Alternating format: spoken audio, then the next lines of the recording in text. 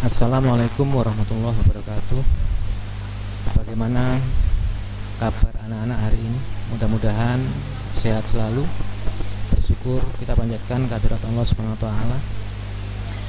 Baiklah, kita awali pelajaran kali ini. Namun sebelumnya, mari bersama-sama berdoa menurut keyakinan dan kepercayaan masing-masing. Berdoa mulai.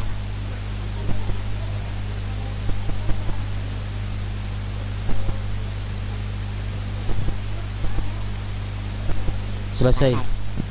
Baiklah anak-anak, sekarang di kelas 8, kalian di kelas 8 mempelajari tentang berbagai macam fungsi organ. Juga belajar tentang berbagai macam sistem tubuh. Ada sistem pencernaan, pernafasan, gerak, apalagi sistem ekskresi dan sebagainya. Ada sistem yang belum dipelajari di kelas 8, menunggu kalian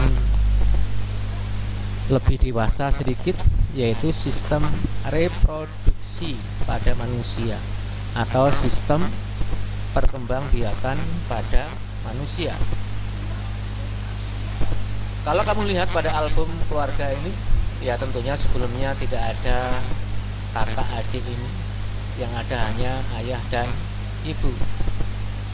Nah, kemudian menghasilkan keturunan, ada kakak dan adik. Ini adalah hasil proses perkembangbiakan. Dan tentunya kalian juga mengetahui perkembangbiakan pada manusia itu terjadi secara apa? Iya, secara generatif atau secara kawin. Pada pembiakan secara kawin melibatkan sel-sel kelamin. Artinya apa? Pada perkembangbiakan itu terjadi peleburan sel kelamin, yaitu peleburan sel sperma dan sel telur.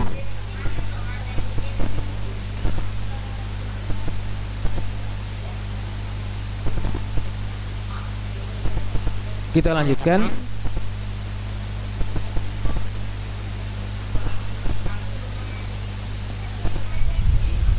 Pada pembiakan secara kawin tentunya melibatkan alat-alat reproduksi, ya, atau alat-alat perkembangbiakan. Pada dasarnya alat perkembangbiakan manusia itu bisa dikelompokkan, ada organ atau alat perkembangbiakan yang berfungsi menghasilkan sel kelamin. Itu yang pertama. Yang kedua, ada organ perkembangbiakan atau alat perkembangbiakan yang berupa saluran reproduksi atau saluran perkembangbiakan. Yang ketiga, ya, ada alat reproduksi yang berupa kelenjar reproduksi. Kelenjar ini menghasilkan zat kimia berupa cairan. Yang keempat atau yang terakhir yaitu alat perkembangbiakan yang disebut dengan alat perkawinan atau alat kopulasi. Baik, untuk memahami lebih lanjut, kalian amati dengan cermat gambar alat reproduksi pada manusia. Ini laki-laki dulu atau perempuan dulu. Nanti kalian bandingkan mana yang lebih menarik di antara keduanya. Baiklah, kamu amati pada gambar ini. Iya. Ini adalah gambar organ atau alat perkembangbiakan pada pria. Ini gambar tampak dari samping, terlihat seperti ini. Kalau kamu amati dengan cermat, apakah semua gambar atau bagian yang saya beri nomor ini merupakan alat perkembangbiakan? Nah, tentunya kalian masih kenal dengan nomor 9.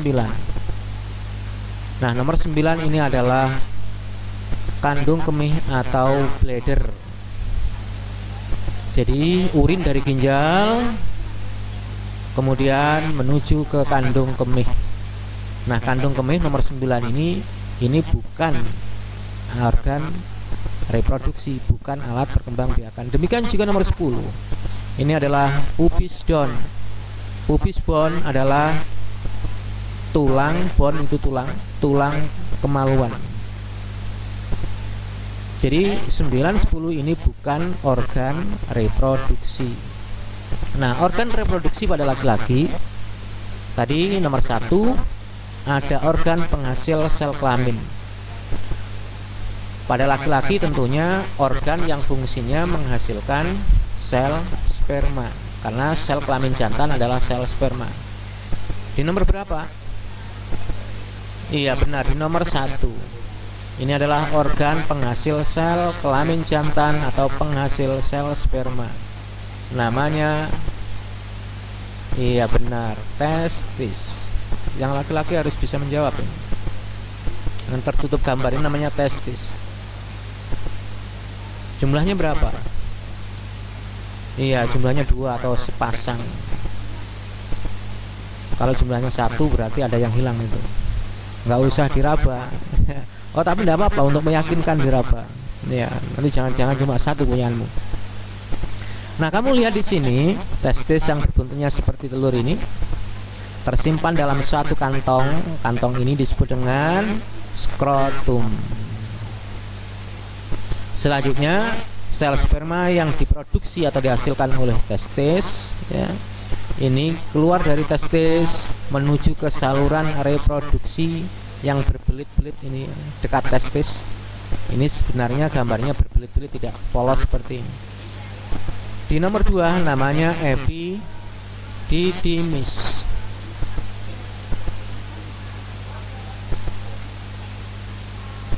Nah, kemudian dari epididymis ini fungsinya untuk pendewasaan sel sperma atau pematangan sel sperma. Kemudian sel sperma bergerak menuju saluran yang membentang panjang ke atas ini. Jadi dari sini sampai ke sini, sampai ke nomor 4, ya. Ini disebut dengan saluran sperma atau vas deferens di nomor 3, ya. Nah, selanjutnya menuju ke kantong sperma atau vesicula seminalis. Nah, ini merupakan kelenjar reproduksi, menghasilkan cairan, ya, berfungsi untuk memberi makan, menghasilkan makanan, memberi makan sel sperma. Nomor 4 adalah kantong sperma atau vesicula seminalis. Nah, selanjutnya dari kantong sperma ini ada saluran ke sini. Ini ada saluran ke sini menuju ke uretra, memanjang ini, yang letaknya di dalam nomor 7. Ini sebagian letaknya di dalam nomor 7. Nomor 7 ini adalah penis. Kita lanjutkan ke sini. Kelenjar reproduksi tambahan yang lain ada nomor 5, yang ukurannya relatif besar. Namanya kelenjar prostat. Iya. Pada laki-laki ini yang usianya lanjut, biasanya kita pernah mendengar ada gangguan prostat. Biasanya terjadi pembengkakan atau peradangan di sini. Ini menghasilkan cairan yang sifatnya basah, ya, untuk mengurangi sifat keasaman pada saluran reproduksi perempuan. Nah, selanjutnya nomor 6 yang letaknya di bawahnya, ini juga kelenjar reproduksi tambahan, yaitu kelenjar Koperi. Nah, ini menghasilkan cairan tambahan, cairan semen untuk bergeraknya sel sperma. Karena sel sperma itu bergerak seperti kecebong berenang, membutuhkan media. Media itu berupa cairan dihasilkan oleh kelenjar Koperi ini. Nah, selanjutnya sel sperma dari kantong sperma menuju ke saluran nomor 8, yaitu uretra, yang letaknya di dalam penis.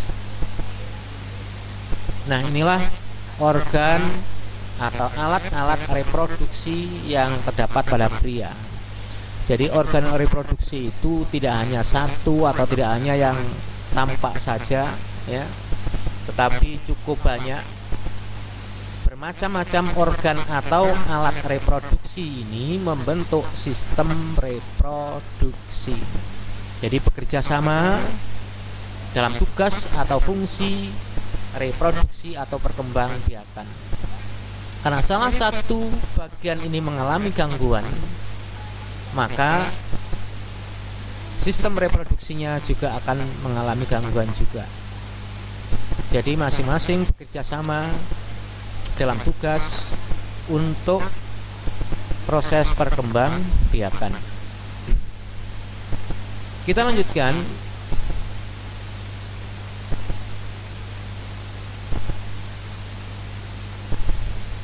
Iya. Di sini ada tabel kosong.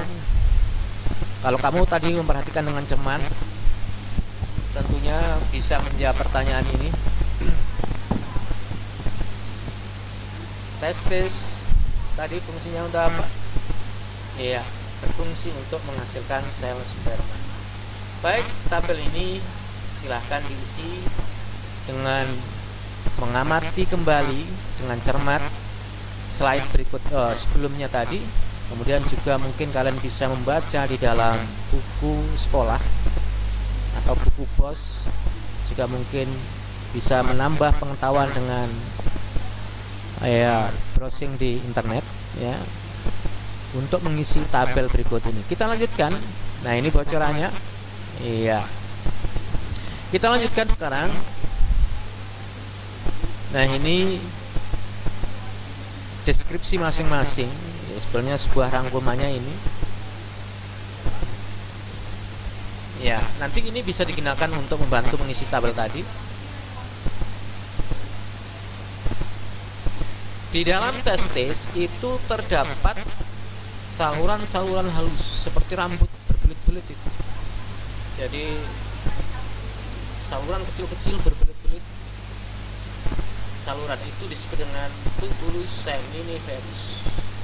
Tubulus itu tub atau tabung atau saluran, semacam pipa-pipa rambut, pipa-pipa kecil yang berkelok-kelok. Disinilah tempat pembentukan sel sperma. Jadi testis, saya ulang, jadi sel sperma itu dibentuk di dalam testis, tepatnya di dalam tubulus seminiferus. Karena ada bagian yang lain, yaitu ada sel Leydig. Ini berfungsi untuk menghasilkan hormon testosteron. Hormon ini berfungsi untuk membentuk sel sperma.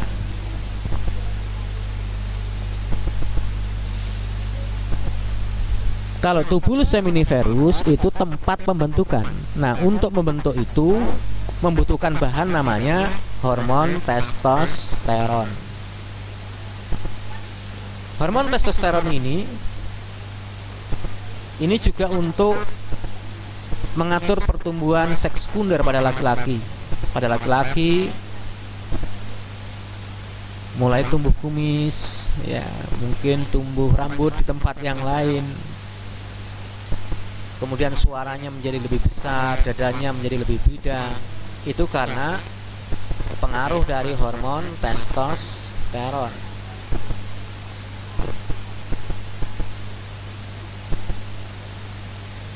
Kalau misalnya pada laki-laki hormon testosteron yang dihasilkan sedikit,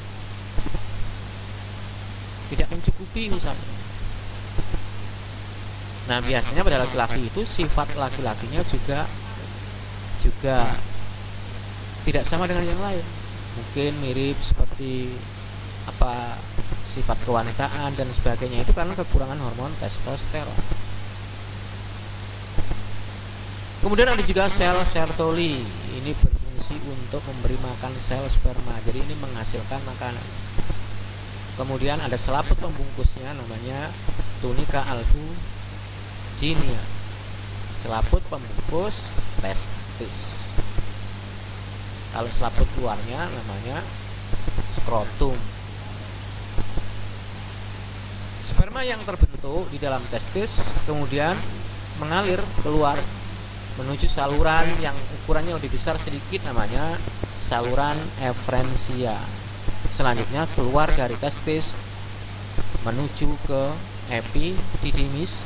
Nah, di sini sel sperma mengalami pendewasaan.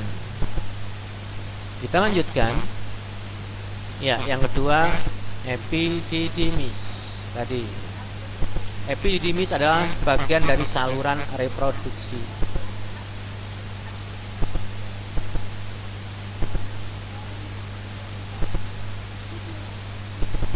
Saluran reproduksi yang lain tadi yang panjang membentang, ada saluran sperma atau vasa deferentia atau vas deferens,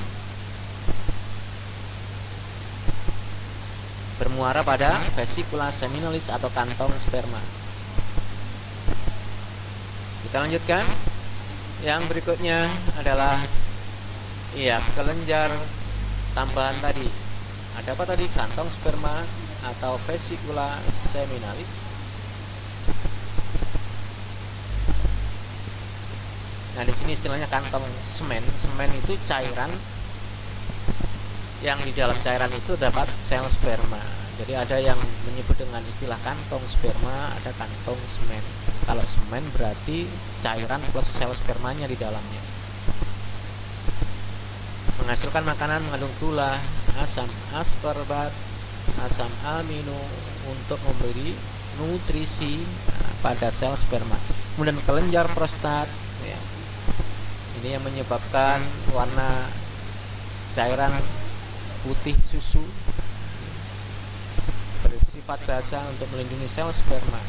Karena sel sperma itu suatu saat masuk ke dalam saluran reproduksi perempuan yang bersifat asam. Nah, asam, kita mengetahui asam itu korosif, jadi bisa melemahkan sel sperma, bahkan kalau asamnya kuat bisa membunuh.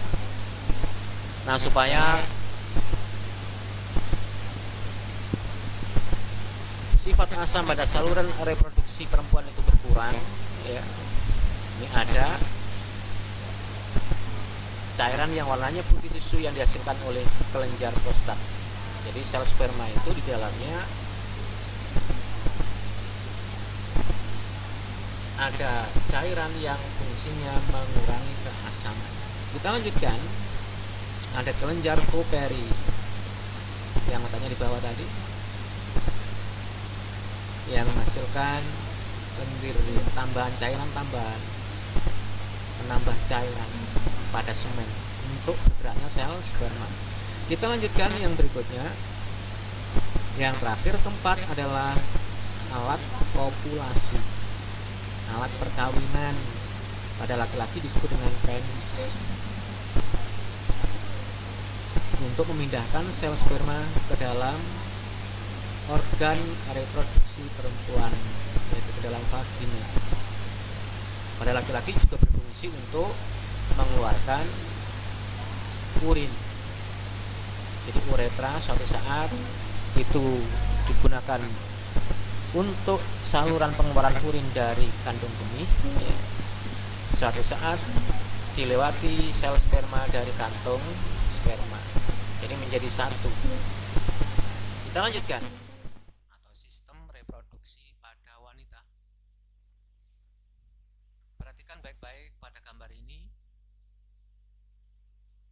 Nah, inilah organ reproduksi pada wanita terkait dengan posisi atau tempatnya. Kalau kita perbesar gambar ini, tampak seperti pada gambar di sampingnya. Inilah organ reproduksi pada perempuan. Demikian juga pada perempuan. Di dalam tubuh perempuan terdapat organ atau alat reproduksi yang fungsinya menghasilkan sel kelamin betina atau sel telur. Nah, sel telur dihasilkan oleh organ pada nomor 1, disebut dengan ovarium. Jumlahnya juga sama, sepasang, kiri dan kanan. Nah, di dalam ovarium terdapat bulatan-bulatan berbentuk bola. Inilah yang disebut dengan folikel. Disinilah tempat pembentukan sel telur. Jadi tempat pembentukan sel telur di dalam ovarium itu terjadi pada folikel, yaitu bagian yang berbentuk seperti bola. Setelah sel telur dihasilkan dan sel telur itu telah masak, maka sel telur itu dilepaskan. Inilah yang disebut dengan istilah ovulasi, pelepasan sel telur dari ovarium. Selanjutnya sel telur itu atau ovum ditangkap oleh corong saluran telur. Jadi ujung saluran telur tampak berumbai seperti ada jari-jari ya, kecil atau pendek untuk menangkap sel telur yang dilepaskan oleh ovarium ini. Nah, selanjutnya sel telur masuk ke dalam organ nomor 3.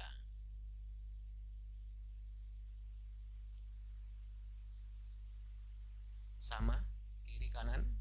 Organ nomor 3 ini adalah saluran telur atau tuba Fallopi atau fallopian tube. Disinilah terjadi proses peleburan antara sel sperma dengan sel telur, atau dengan istilah lain terjadi fertilisasi atau pembuahan. Jadi pembuahan itu tidak terjadi di sini atau pada ovarium, juga tidak terjadi di dalam organ yang lain, tetapi terjadi di dalam saluran telur ini.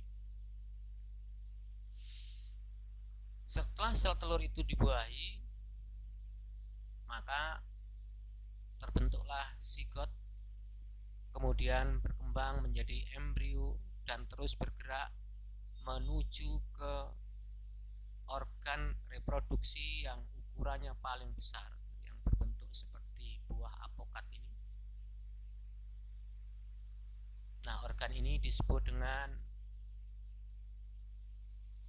benar rahim atau uterus. Jadi kita semua dulu berada di sini kurang lebih 9 bulan. Setelah embrio berkembang sempurna menjadi janin atau menjadi bayi, maka dikeluarkan melewati saluran berikutnya dengan membukanya organ reproduksi nomor 5, yaitu mulut rahim atau serviks. Setelah mulut ini terbuka atau serviks terbuka, menuju ke saluran berikutnya, yaitu ke nomor 6, vagina. Nah, inilah organ reproduksi pada perempuan. Jadi ada beberapa yang salah persepsi. Vagina itu adalah salurannya, jadi tidak tampak dari luar. Yang tampak dari luar adalah vulva.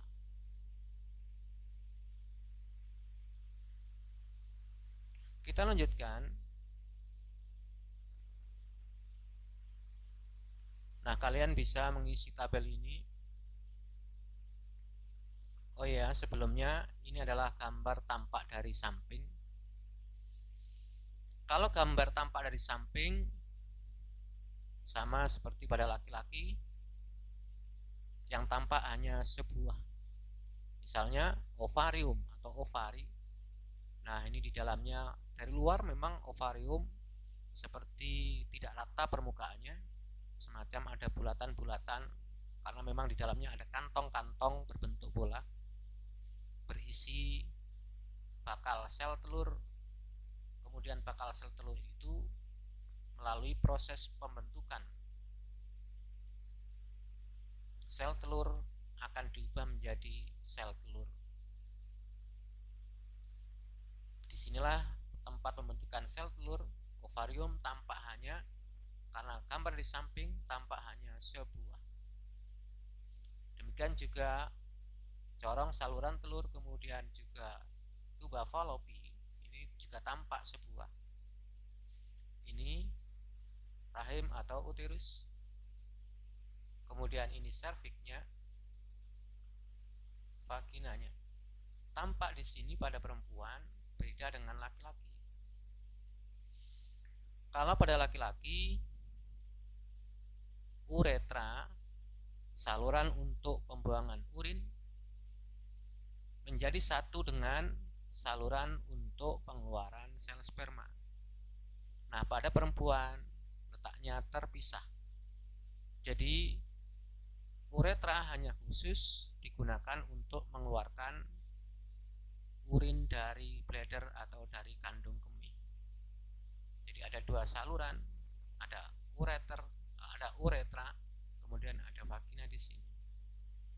Jadi kalau menstruasi lewat sini, kemudian mengeluarkan embrio atau bayi saat melahirkan melewati vagina ini. Baiklah, kita lanjutkan. Nah, di sini ada tabel yang sebenarnya harus kamu isi. Ini adalah organ atau alat reproduksi pada perempuan. Ada ovarium, fungsinya adalah untuk menghasilkan sel telur atau menghasilkan ovum. Saluran telur fungsinya untuk tepat untuk fertilisasi, tempat terjadinya pembuahan atau fertilisasi, peleburan sel sperma dengan sel telur. Rahim atau uterus untuk tumbuh dan berkembangnya embrio. Vagina untuk pengeluaran embrio saat dilahirkan. Baik, lengkapnya bisa kamu lihat di sini.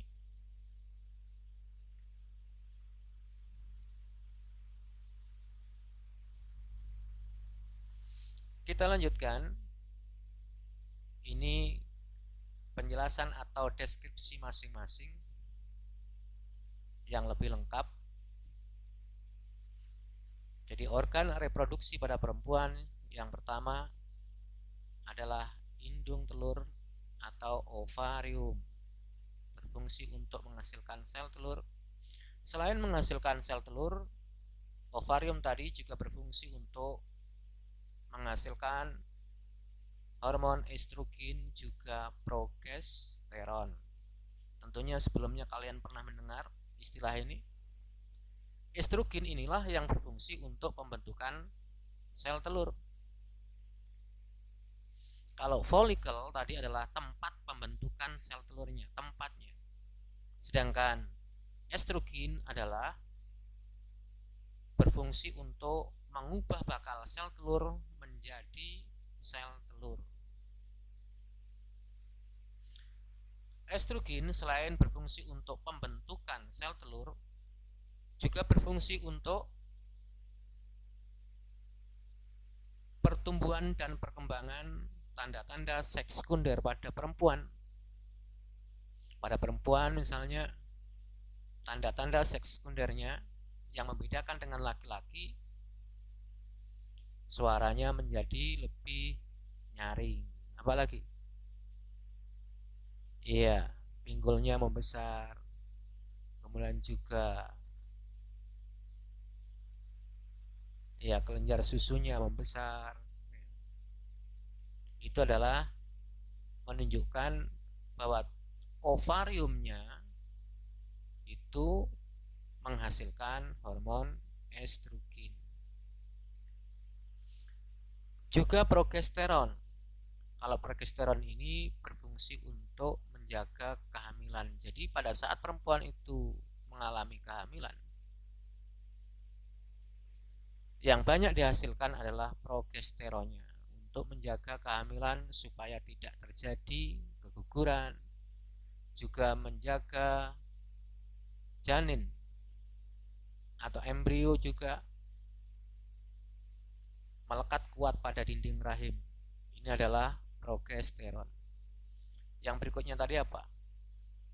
Saluran telur atau tuba falopi atau oviduct. Nah, ini penjelasannya.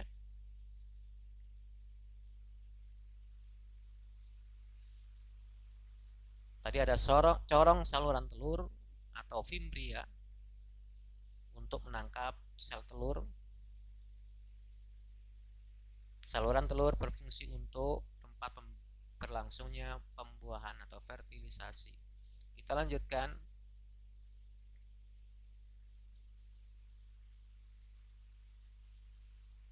Berikutnya adalah rahim atau uterus. Tadi sudah saya jelaskan berfungsi untuk tempat pertumbuhan dan perkembangan embrio menjadi janin atau bayi. Pada saat rahim atau uterus itu tidak terjadi kehamilan, tidak terisi oleh janin atau embrio, ukurannya relatif kecil tadi,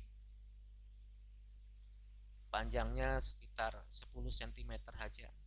Tetapi rahim atau uterus ini bisa menjadi lebih luas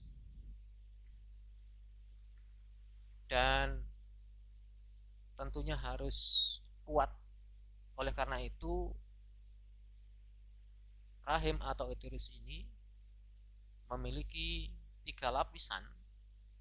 Lapisan yang paling luar adalah parametrium, lapisan di tengah myometrium, lapisan yang paling dalam endometrium. Jadi rahim ini bisa bersifat kuat dan elastis. Jadi bisa elastis itu seperti balon itu, artinya bisa membesar dan tidak pecah ya. Karena dindingnya ada 3 lapisan ini. Kita lanjutkan. Ya, yang terakhir adalah vagina, yaitu merupakan alat kopulasi atau alat perkawinan untuk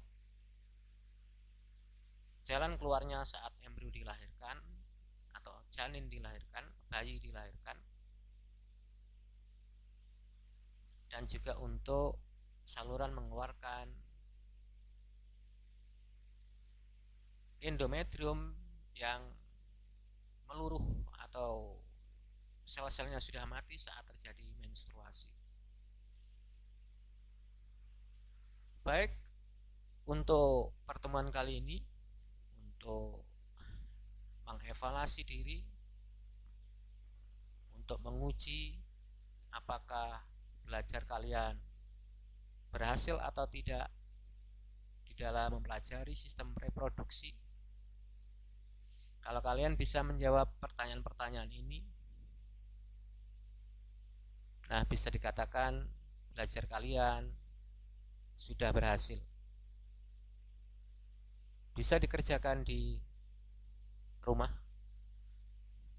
Kemudian suatu saat tagihan ini akan saya tagih kalau ada tatap muka, mudah-mudahan tidak berlangsung dalam waktu yang lama.